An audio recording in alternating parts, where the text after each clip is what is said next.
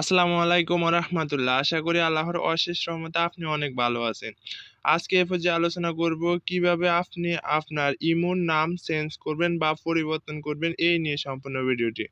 তো ভিডিওটি স্কিপ না করে ধৈর্য সহকারে দেখার অনুরোধ রইল, কারণ ভিডিওটি স্কিপ করলে আপনি কিছু বুঝতে পারবেন না। তো আমরা ভিডিওটি শুরু করছি। তো সর্বপ্রথম তোমাদের মোবাইলে যে ইমো অ্যাপসটি আছে এই ইমো অ্যাপসটি তোমরা সর্বপ্রথম ওপেন করবা। তোমরা তোমাদের মোবাইলে যে ইমো অ্যাপস আছে ওই অ্যাপসটি ওপেন করবে। ওপেন করার পর এরকম একটা ইন্টারফেস শো হবে, দেখতে পাচ্ছ।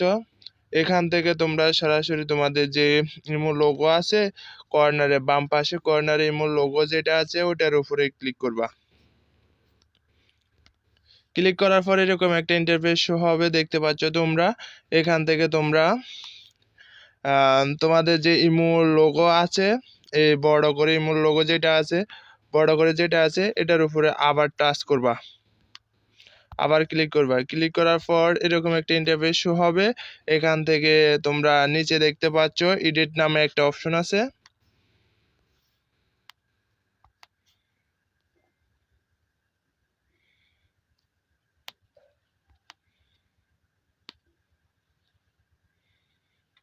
এই যে এডিট নামে একটা অপশন আছে, তো তোমরা এডিট নামে এটাতে ক্লিক করবা।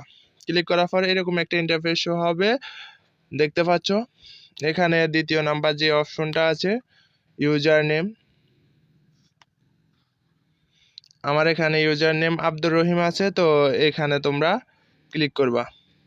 ক্লিক করার পর এরকম একটা ইন্টারফেস শো হবে। এখান থেকে তোমরা সরাসরি দেখতে পাচ্ছ নামের নিচে যে নামটা আছে চেঞ্জ নিকনেম, নিকনেম যেটা আছে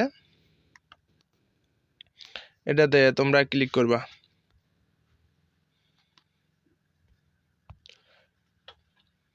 ক্লিক করার পর তোমাদের কার্সরটি চলে আসবে, তো এখান থেকে তুমি নামটা এডিট করে দিবা, যে নামটা তুমি নতুন করে দিতে চাও এই নামটা দিবা। তো আমি আমার নাম দিচ্ছি।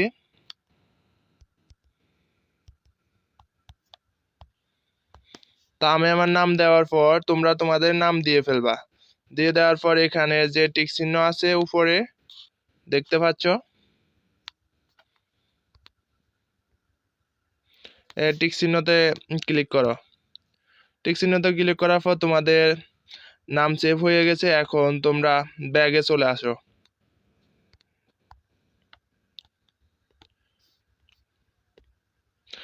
ব্যাগে চলে আসার দেখো এখন তোমাদের ইমোর নাম চেঞ্জ হয়ে গেছে।